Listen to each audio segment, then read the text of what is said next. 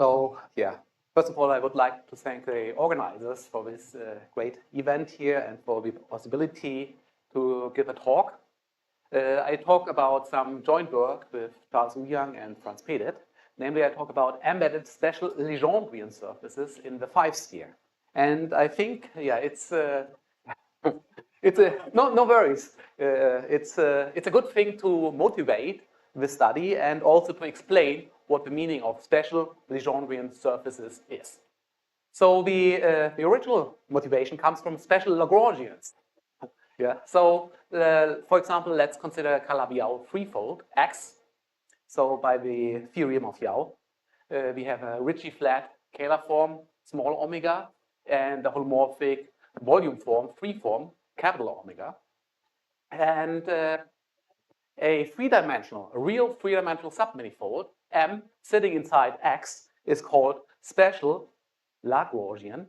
If it's Lagrangian, that's the first condition. Okay, the symplectic, the scalar form vanishes on M. And additionally, the imaginary part of the holomorphic volume form is vanishing. So that's the special condition, okay? So, yeah, special Lagrangians are always minimal. In fact, they are calibrated. So if you look at the real part of the holomorphic volume form, capital omega, this is a calibration. And yeah, under this condition that it's Lagrangian, yeah, these guys are actually calibrated under this condition. So in fact, if you have a Lagrangian surface, free manifold sitting inside X, the following formula holds. So we can pull back the holomorphic symplectic volume form of X and write it as a constant of a multiple of length 1 of the volume form of this three-dimensional submanifold. And then the surface is minimal if and only if phi is constant, which just means that that basically up to this rotation of phi, Lagrangians with constant phi are the special surfaces. Okay, so that's the notion about special Lagrangians, mainly free manifolds here, and they play a role in Strominger-Yau-Zaslow mirror symmetry. So the idea is that Calabi-Yaus are given by special Lagrangian torus vibrations. But of course, if that picture would hold globally, we have globally a vibration, then it turns out that the metric is not only Ricci flat, but actually flat. Okay, so we need to look at some singular fibers. Okay, and then the mirror Calabi-Yaus are given by dual torus vibrations away from the same set of singularities over the same base manifold. So from that, it's somehow clear, but one should try to understand how the singularities look like. And simple models in 3 dimensions are given by special Lagrangian cones. Okay, so the idea is one might zoom in to singularity, and the easiest model one can imagine is some cone over a surface sitting inside the unit in S5. So one looks at the tangent space of the Calabi-Yau, and this is basically a flat, 3-dimensional Calabi-Yau space, C3, and inside that there sits the 5-sphere, of course, okay, with respect to the metric. And then some models are given by cones over surfaces intersecting with the 5-sphere sitting inside C3 being identified with a point in the tangent space of the Calabi-Yau. So if one looks at the equation what this 2-dimensional object sitting inside S5 has satisfied such that the cone becomes a special Lagrangian surface, it's exactly the special Legendrians in S5. So Legendrian means it's Legendrian with respect to a contact structure, or here in this simple geometric situation, it just means they are horizontal with respect to the Hopf vibration. So we just saw in the last talk also the Hopf vibration, 1 dimension down. We have the 5-sphere sitting inside C3. We have the circle action by just multiplying by unit length numbers. This gives us the Hopf vibration. So over CP2, we have the 5-sphere and the fibers are circles. And this is a Riemannian submersion. we have the horizontal space perpendicular to the fibers, and the special Legendrians are up to rotation, which can be fixed, exactly the minimal surfaces in the 5-sphere, which are horizontal with respect to the Hopf vibration. So it's codimension free, but from some point of view, they really behave like more like a codimension 1 object somehow. So they tend to intersect and things like that. So if these are horizontal, so we can project them down and still get immersions. So if we project down, we get minimal Lagrangians in CP2. But it turns out, for basic simple topological reasons, that if we project them down, there cannot be any examples of compact, oriented, and embedded Lagrangian surfaces of genus not equal to 1. Okay? So if we project down, they will never be embedded if we have higher genus. Okay? Just remember that. That's by counting the number of self-intersections of a Lagrangian surface in CP2. So the overall picture is that, we have minimal Lagrangian cones in C3. They are basically given by special Legendrian surfaces in S5, or they can be seen as minimal Lagrangian surfaces in CP2. So the main theorem I talk about today is the following.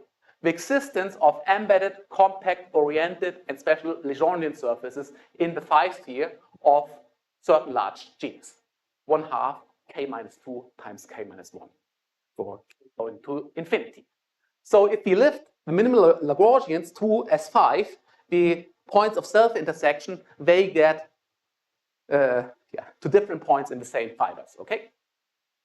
So let me give some remarks. So these are actually the first shown or proven embedded examples of genus at least 1, or at least 2. So for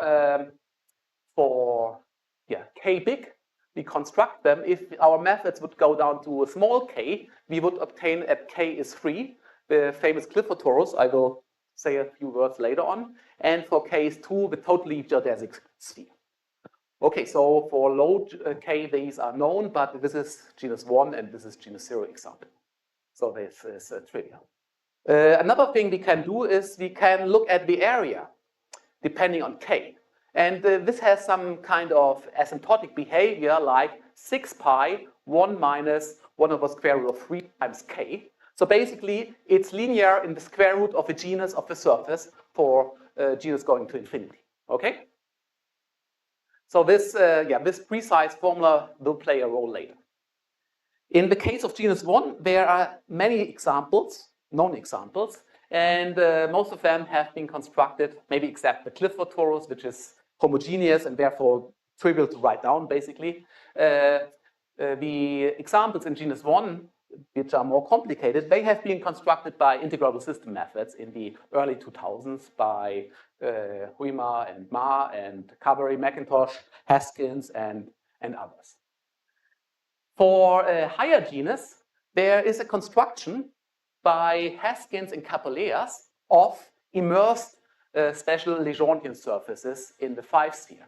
So the idea is to start with a central object, basically a special Legendrian 2-sphere, the central 2-sphere here, in S5, and gluing these genus 1 objects to it, and in such a way that one can somehow glue or somehow merge these two parts such that we get a smooth immersed and special Legendrian surface. So here we basically have a chain of spheres, which is topologically a torus. So we are in the 5-sphere and we come back on the other side, right? And we have a number of these tori, which are glued somehow to the central sphere here. So the existence result relies on Capellea's gluing methods, which he also used a lot for constructing constant mean curvature surfaces in R3 and the minimal surfaces in the 3-sphere. So these examples are likely to be not embedded. So even though we have codimension 3, right? We already know that if we project them down to minimal Lagrangian in CP2, they would not be embedded. And also there is, there's this symmetric configuration. So it's quite likely that they intersect here on the somehow antipodal point of the center of this sphere here. And at least what is true is there's no claim of those guys to be embedded at all in the paper of Haskins and Capellaers. And maybe another thing is that we have, for these surfaces, obviously we have linear area growth in the genus, right? So if we want to add genus, we have to put one more of these tori with fixed area. So it's just linear. Okay, so let me give you an idea how the surfaces look like, our special Legendrian S5. And in order to give you an idea, I go down to the case of minimal surfaces in the free sphere, namely to the well-known Lawson surfaces. And I look at the diagonal family, Lawson KK surfaces. So they have genus K squared. So for K is 0, we have a sphere. For K is 1, we have a Clifford torus in the free sphere. For K is 2, we have already a genus 4 guy. And this family continues. So if K goes to infinity, we can try to understand how this limit looks like. Okay? So what you obtain is the following. So the limit becomes singular exactly on such kind of Clifford torus in the free sphere. And the complement of that Clifford torus, it's two genus 1 handle bodies, which are linked orthogonally. And both of them are foliated in the limit, K goes to infinity, by totally geodesic caps of a two-sphere. So these interior blue guys and the exterior yellow guys. Okay, so that's somehow the picture for K is going to infinity, and things become singular for exactly along the Clifford torus indicated here. Okay, so I hope this picture is clear. So K is somehow basically the number of these sphere caps we have inside and outside. So what happens at the Clifford torus is the following.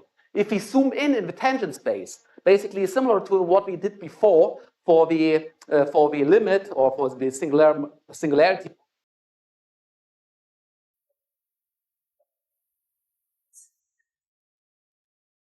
Simple minimal surface in the dimension. That minimal node is exactly the W periodic surface. So we have Clifford torus which looks flat, that has flat pattern. So it's in just see flat space. Then try to defend it together. And it has all two directions. So on this side, the bound for the one component or the perpendicular outside the other, or as we about the good. So that's what happens. And actually, we will show that very similar things happen for our special resources. And that kind of behavior is needed to embedded here.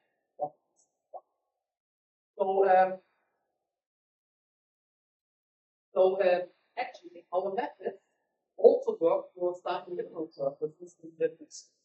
And for example, you can construct the models. It might sound a bit boring, but models work in the 60s, so quite a long time. But for example, we can with our method from the following two. So the area of lost surface side V1. So we can apply different. We make construction methods similar, but we put off the same different. So if you look at both sides, they are expected to be the Wilmot minimum for the rest of the universe. So the G is 0, we have the round, which is completely low for all surfaces. One is different for that's physical. And the other guys are expected to be the Wilmot for. So the theory, the proof is that actually the area where all lost the Wilmot is strictly the converging against A5, that was well known, but we have a very nice formula. And so we have a power series, basically in terms of genus, and the coefficients are given in terms of basically alternating. So the first coefficient wants to be the second one is basically zeta of B, and the third that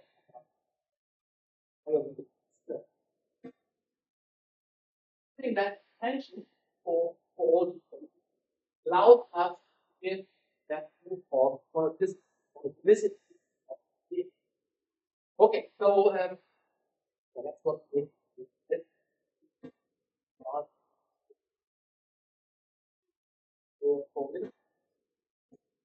Now let's turn to this special node for from the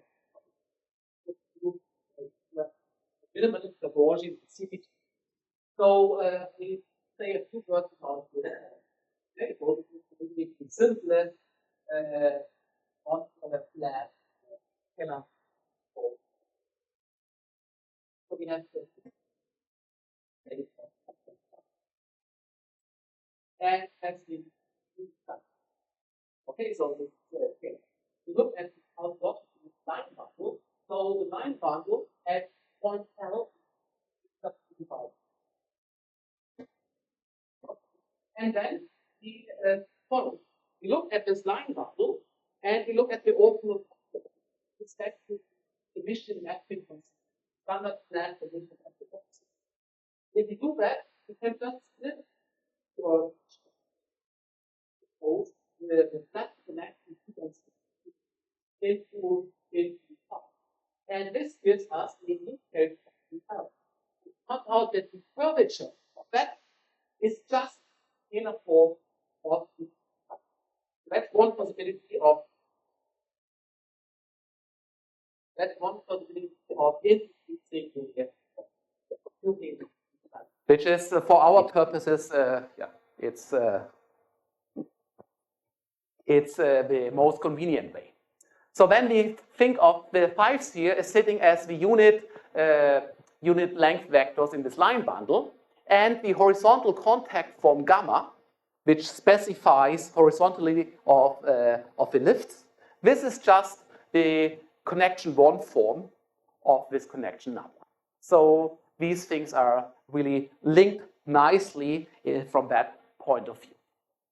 So if we look at minimal Lagrangian surfaces, we have a map from a 2-dimensional manifold equipped with a conformal structure. So a Riemann surface, basically, if it's oriented, into CP2. And we can think of that as just being given by a line bundle as a subline bundle of the trivial C3 bundle over the surface. And the Lagrangian condition is now that the pullback of the Kähler form is 0, which by the previous slide just tells me that this line bundle must be flat, okay? So it's a very nice differential geometric condition. We have a flat line bundle. So minimality just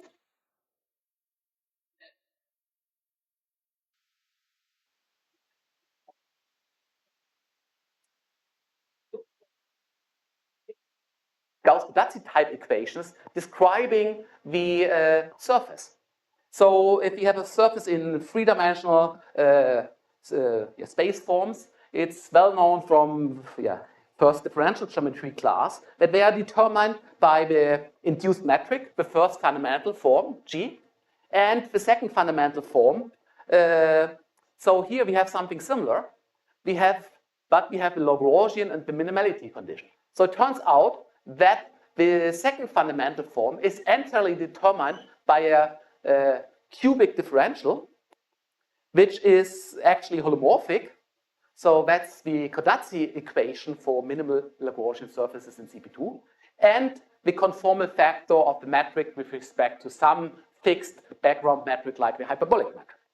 And these two guys, they satisfy the Zeka type equation here. So this is a very famous equation and shows up in different in different situations. So for example, if we would just, instead of taking the geometers Laplacian, take the analytics Laplacian, we would then get hyperbolic affine sphere equations, okay? So there are different ways of looking, or different type of equations which are very much related, and a particular one of that equation, statistical type equations, is the Gauss equation for minimal Lagrangian surfaces.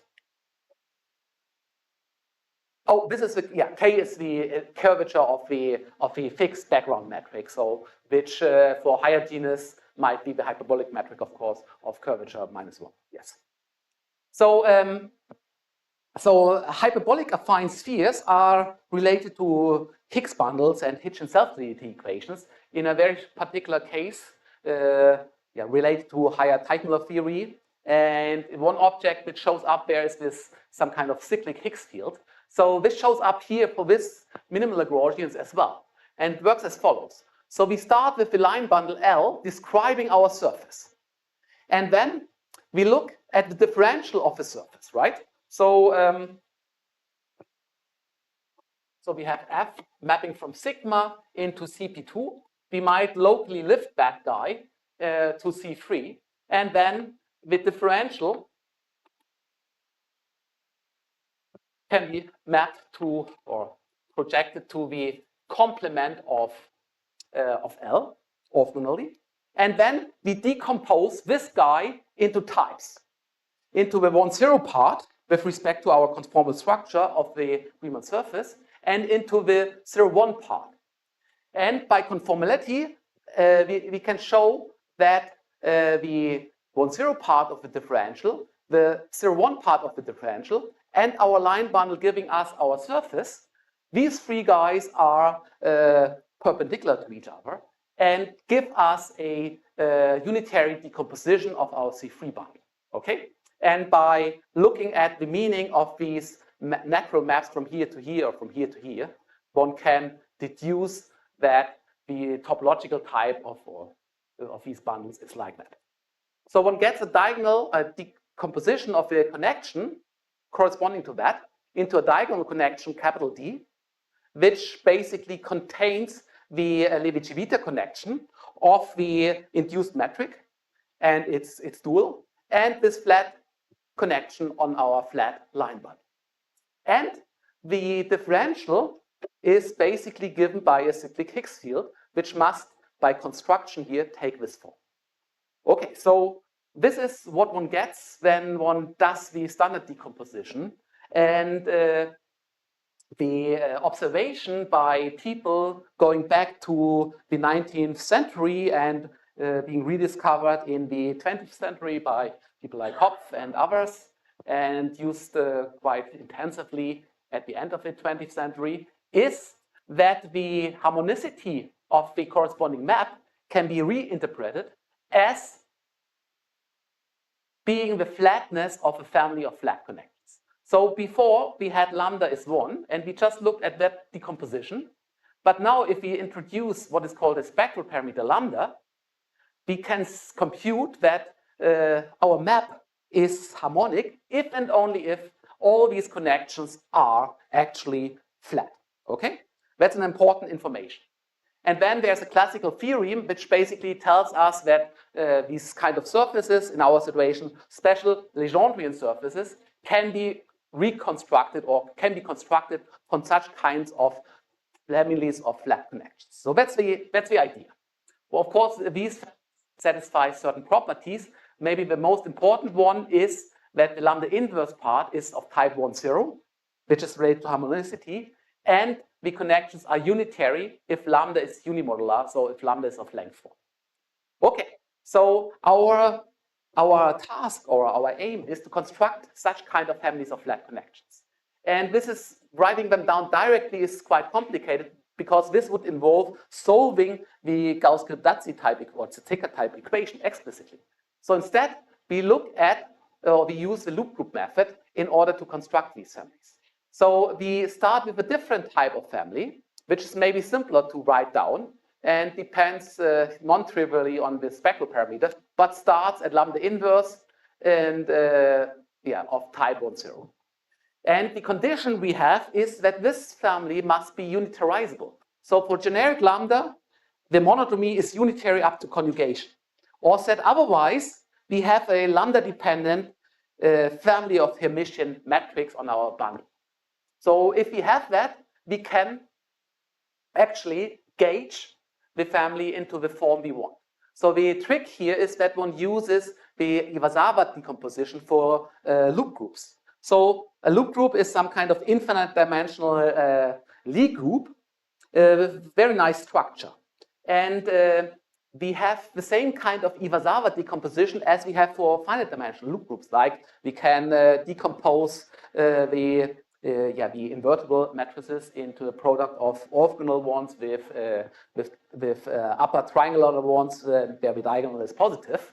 So the same kind of idea of proof works as was shown by Donaldson. So this is really what one call Iwasawa decomposition. So one has a loop, a product of every element in the loop group, which gives or specifies this Hermitian metric, is given by the product of a unitary loop and a loop which is holomorphic in lambda and extends holomorphically to lambda is 0 and being normalized. So if you do that, we can gauge into the associated family form.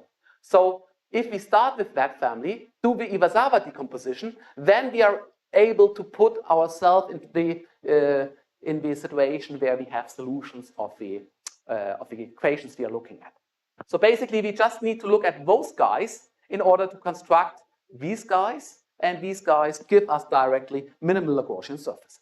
So that's the idea. So how do we construct appropriate family of flat connections? So there are no local invariants. That's one of the main problems. If we have flat connections, all flat connections look locally the same, right? So the only real information is contained in global informations like monodromy. And of course, computing monodromies is a quite complicated thing in general. Therefore, what we do is we impose many symmetries. So we start with surfaces of high genus and just as an ansatz, assume or impose symmetries. So we look at a finite group of automorphisms on that high genus Riemann surface, such that the quotient is a three-punctured sphere. And then, of course, our surface should have symmetries corresponding to the group of automorphisms. It turns out that the connections, they cannot be invariant, right? One would, maybe in a first approach, one would think, okay, I have symmetries, then my connections are invariant under their automorphisms. But actually, if they are invariant, our surface would have branch points. We don't want branch points, we want immersions or actually embeddings. So at the fixed point of the group action, what happens is that we get singularities. And the singularity behavior, they tell us exactly how the order of the fixed point is. So we can look at the eigenvalues of the residue of this pushed down connection and read off the order of the stabilizer group of that point. So if the order is k, the eigenvalues must be 1 over k0 and minus 1 over k in our situation. And then we have to identify, or we have to impose conditions that our solution of the Gauss-Godazzi type equation actually gives us a closed surface. So in general, if we solve the equations, what we would get is just a periodic surface, or in S5, a surface which comes back. So it has some kind of periodicity, but it's not closed. So what we need is what is called the extrinsic closing condition. And basically, this is related to the group of automorphisms we started with. So in our situation, it's given by the monodromy of these connections at lambda is 1 if we look at that on the three-punctured sphere, on this quotient here. And in our situation, for these examples we can control these things very explicitly. The group is just a semi-direct product of Z3 acting on Zk times Zk. And the Riemann surface is a very nice guy. It's the Fermat curve. So it's called Fermat curve because of this defining equation corresponding to Fermat's last theorem, of course. It's a surface sitting inside CP2, but as a holomorphic curve, right? So we think of that as an abstract Riemann surface, but it's also sitting in CP2, but as holomorphic. So if I have time, I will come back to that at the end of my talk. So then, we try to write down connections which are flexible enough, but also simple to control. The simplest thing to do is, on a punctured Riemann surface, is to use Fuchsian systems. So Fuchsian systems are just given if we use the coordinate set on CP1 by D plus some finite sum of AJ constant matrices in our situation in SL3C. And maybe, depending on our spectral parameter lambda, times d set over z minus zj. So these zj's are the singular points. And this AJ is not depending on z, so it's automatically flat, okay? These are the simplest type of connections which are flat and have non-trivial monodromy and have been studied by mathematicians the last 150 or 200 years because they are related to a lot of geometry, physics, and other interesting type of mathematics. Okay, so we work with those guys. We write down such families which satisfy all our conditions we need, including unitarity. And in order to do it with unitarity, which is a very hard problem in general, so it's the well-known Riemann-Hilbert problem, we have to apply some implicit function theory, okay, in order to construct these families. So geometrically, the idea is we start at t0, at some limit point, with some nice simple solution. So in our situation, it would basically be RP2 or a part of RP2 sitting inside CP2. And then we deform using this deformation parameter T, which is 1 over K. K is the order of the fixed point of the symmetry, okay? And if T goes to 0, it just means the symmetry order goes to infinity, okay? And in between, we somehow interpolate between these integer values and get surfaces which are not closed, of course. So that's what we do. In order to deal with the unitarity via implicit function theorem, we have to look at the monodromies. So we have, in our situation, we have 3 singular points, one sitting here at 0, one sitting at 1, and one sitting at infinity. So if we go around infinity, we go around this loop here, right? And the product of these 3 guys is just identity. And then it's known that, or one can show that using so-called trace coordinates, similar to Fricke type or Klein-Fricke type coordinates, one can determine unitarity. So what we do is, we look at the local traces, which basically determine what our K is, and we look at global traces, which are given by certain combinations, products of curves here, and then taking the trace. And then the monodromy is unitary if and only if we can write y, the second trace coordinate, as x bar, or the other way around. And this is given in a certain small, tiny component, depending on the time t. So if t goes to 0, it shrinks to 0. So this is the central component where we need to be in order to have unitary representations. Okay, so let me describe. So we apply the implicit function theorem, and actually the limit point is some kind of RP2, but we have some kind of singularity, so we need to specify an initial direction. And the initial direction is quite interesting and quite explicit. And that it's explicit is very important because there we can do computations. So that's basically at T0 the first order approximation of our solutions, which is as simple as it can be. So these p's, depending on lambda, have a very simple form, okay? And then we get higher order terms, so which are quadratic. So the linear term vanishes, which can be shown by computing monodromies to high order. So if we have that, one can study how these surfaces look in the limit. So that's one of the main advantages of this method, that one can somehow analyze the behavior of the solutions very nicely. So what we see at t is 0 is two different things, depending on where we are. So we have the three-punctured sphere. Let me put these 3 points here. And we look at, maybe simply connected neighborhoods of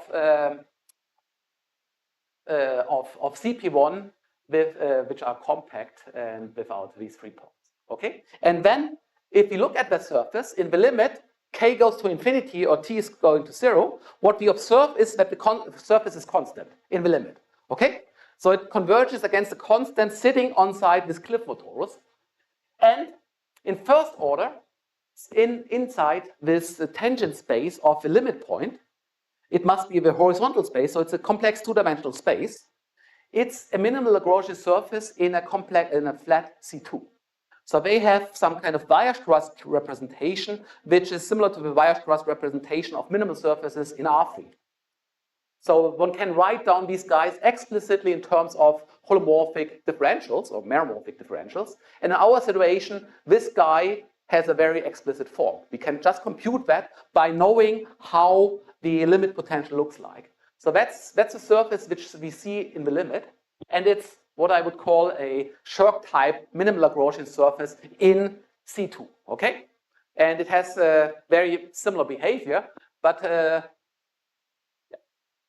in particular, it is on the smallest domain where it's well defined. So it has periods, of course, on a three-punctured sphere, but because it's a linear theory, the periods are abelian, so it closes up on the universal abelian covering of the three-punctured sphere. So I take the universal covering and I quotient out the commutator subgroup. Then I obtain a closed surface. So a surface which has no periods anymore, well defined. And on that piece, it's embedded. Right? Like the doubly periodic Shirk surface, you can similarly show that this guy is an embedded surface. Okay, so this is what we see at the Clifford torus, at the desingularizations. And of that, we have to do a different computation. So if we zoom in to these singular points, right, we can rewrite our coordinates. So if we use coordinate z here on CP1, we rewrite our coordinates and use W. K is z minus 1, and k goes to infinity. So if we work on the unit length W plane, disk, I mean, of course, what we obtain in the limit is an explicit formula for the surface, which, if you look at it, is just a very special kind of special Legendrian part or piece of a two-sphere. Namely, it's a spherical cap of radius arctank square root of 2. And this is important because we can compute the area of that guy. And this area is 2 pi 1 minus 1 over square root of 3. So this is actually the reason why in the area expansion we see 3 times 2 pi 1 minus 1 over square root of 3 and then times k. Okay? So, so this is the lowest order expansion of the surface on this disk. But this is not good enough to prove embeddedness. In order to prove embeddedness, we have to understand how it behaves in higher order, and we can do that. So next order, so the idea is, as for the Lawson surfaces, so in lowest order, we have these sphere caps, which somehow the boundary lies on this Clifford torus sitting inside S5. And then in first order, the sphere caps get deformed by a radial vector field pointing inwards. And on the same time, in first order, the Shirk-type surfaces starts growing into the sphere in the same kind of speed as the sphere cap here grows, inverse grows towards the center. Okay, so the picture is as follows. So we have these, now we have 3 circles instead of 2 circles as for the S3 case, which are orthogonal. So they're given by the coordinate circles. And for k large, we have on each circle we have these k disks indicated by these blue lines. And if we have 2 disks, they touch exactly at one boundary point, which is denoted by this red one. And then there is exactly 1/3 disk on the third circle, which also touches this point. Okay, so we basically these 3 disks coming together. And if we zoom into that point, what we see is the Shirk-type surface. So here with this point Q, and we see 3 ends coming out. And here, from here to here, we have this period. And here we have a period, and here we have a period, corresponding to going around these 3 points. So putting together these things, one can actually prove embeddedness of these surfaces, analyzing the local or the limit behavior of these guys. So yeah, that's actually the hard part, and really depends heavily on these computations of being able to understand the limit behavior of these surfaces to higher order. So yeah, it's afternoon, so it's yeah, I don't want to go too long today, and yeah, maybe you're happy to have free afternoon, but I want to add with some question or some observation. So if we look at the holomorphic Fermat curves in CP2 and let k go to infinity, actually the behavior of them is very similar to the behavior I just described.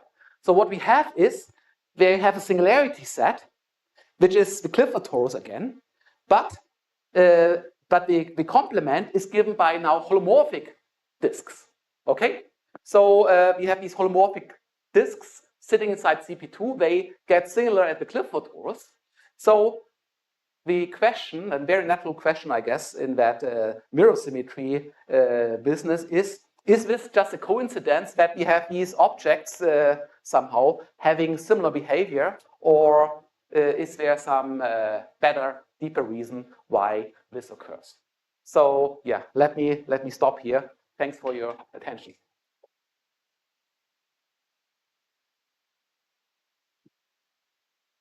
Do we have any questions from the audience?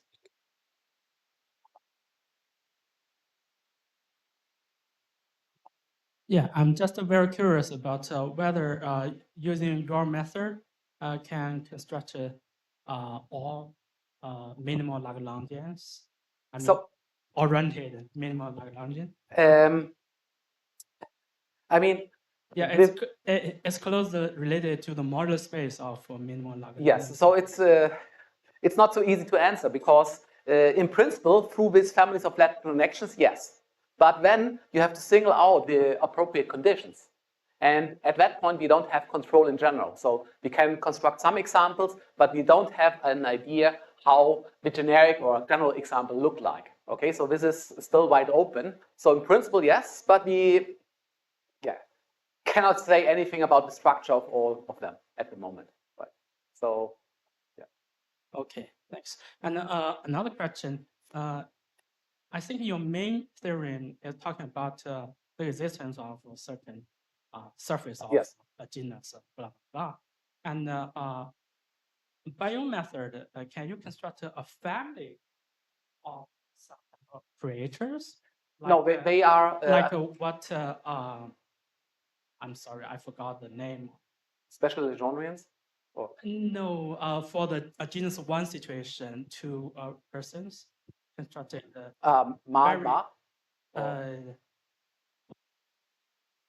Yeah, please go back to the previous slide.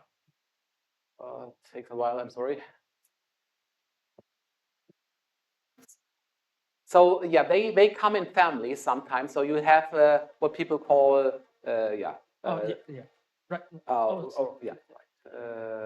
Here. Yeah. Carberry, McIntosh. Yeah, Carberry and... yeah, they did some things which are called higher spectral genus solutions, right? And they had deformations. So somehow, yeah, the thing is, the solutions we constructed are thought of as lowest energy solutions, corresponding to spectral genus 0, which corresponds to the Clifford torus in genus 1, which has no non-trivial deformations. So if there would be higher spectral genus type solutions in higher energy states, then there might be transformations and families. But we are here in the lowest possible situation, and we don't have any, we can prove that, we don't have any non-trivial deformations of those guys. Right. So they are isolated. But of course, I mean, the ambient space of the projection, minimal Lagrangian projection is CP2. So there's no need to expect families, right? Okay, thank you. Okay, do we have other questions? Hi, Professor. So you mentioned the special Lagrangian can be constructed from the flat connections, right? So I'm wondering in other cases, for example, CP3 or CP4 or something like that, is it also related to the fusion systems? I'm curious about fusion systems. So you mean then, of course, also minimal Lagrangian submanifolds. So they Yes. have higher dimension, and the corresponding equations are even more complicated. So there are certain subcases where you can expect that they might be actually constructible by these integrable system type of methods, but they have special symmetries, like, for example, they also have some kind of conical structure or homogeneity in the third or higher dimensions, right? Or there might be related to pluriharmonic maps. So basically, they're much better than the general solution. So for the general solution, these methods won't work. They are really two-dimensional, but there are subclasses where these kind of methods should give some non-trivial results. But these are just subclasses and not the general case, okay? I see, I see. Any other questions? Okay, if not, let's thank the speaker again.